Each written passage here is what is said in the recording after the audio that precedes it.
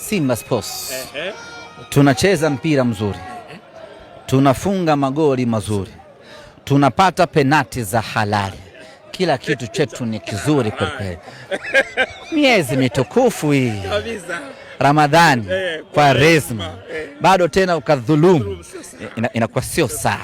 Kwa hiyo tunacheza mpira mzuri, tunafunga magoli na tunapata penati za halali kabisa. Hiyo ndio Simba Sports Club.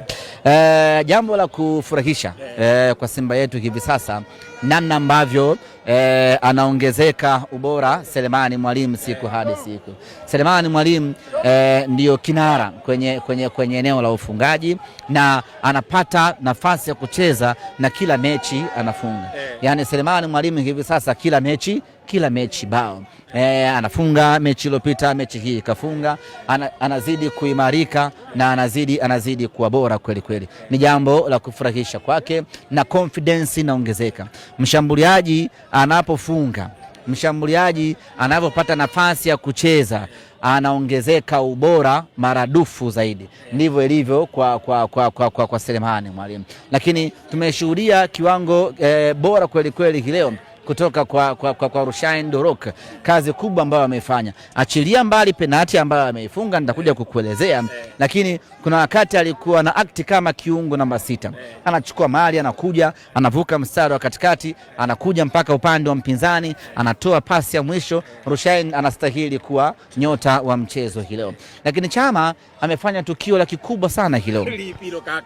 Amefanya tukio ambalo kwanza linaonyesha ni kwa namna gani Chama anawaelewa wachezaji wenzie.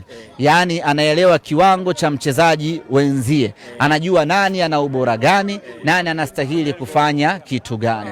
Lakini Chama anaonyesha ni kwa namna gani anaitakia mema Simba Sports Club. Lakini anaonyesha ni kwa namna gani Chama ana uzoefu na ukomavu wa hali ya juu. Imetokea penati ya halali kabisa pale, na yule bwana alikuwa anataka kumvunja miguu Shomari Kapombe. Katikati Chama alichekecha, kampa Loemba kaihamisha upande kumtafuta Shomari Kapombe. Kapombe ka receive, anaingia nayo kwenye 18, yule jamaa akamvaa mzima, mwamuzi akaita kati pale.